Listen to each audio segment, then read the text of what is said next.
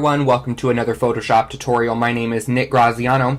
Today we're going to be learning how to use what Photoshop calls a clipping mask, or in layman's terms, how to fill some text with another image. It's really quite simple, only takes a couple of clicks here and there. So as you can see here, I've just used my name here and filled it with some autumn leaves, if you will. So to go ahead and get started, we'll go up to File and New, create a new layer, or excuse me, a new document.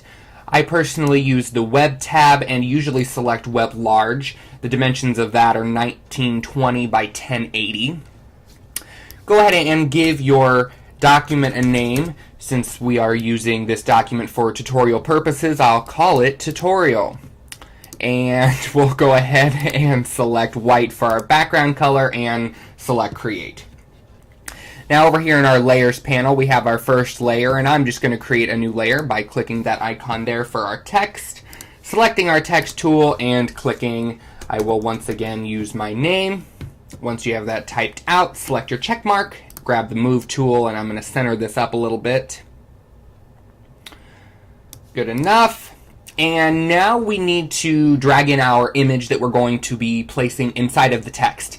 Now the image I actually used on this one was one that I purchased.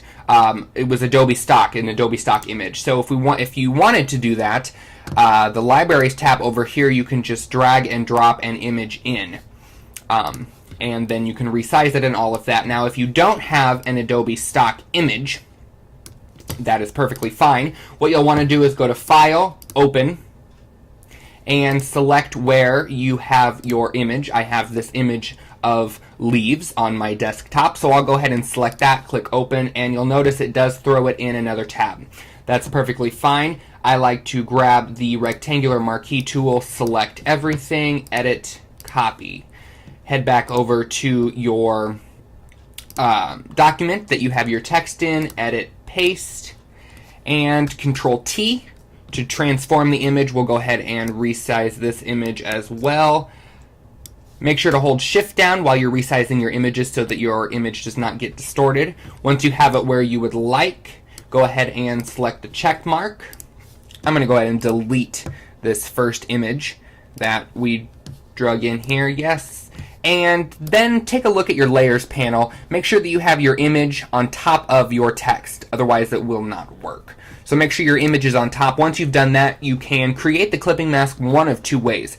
One, clicking on your image, you can select these three lines and select Create Clipping Mask, or use that handy-dandy keyboard shortcut there, or right-click on your layer and select Create Clipping Mask. So as you can see in this particular tab, I used that image, and in this one, this document, I used the image that I got from Adobe Stock. So you can do this with any image as long as you place it on top of your text and right-click, Create Clipping Mask. You'll know that it is successful. One, obviously you can see it. Two, Photoshop adds this little arrow to the left pointing down to your text, letting you know that this is a clipping mask layer.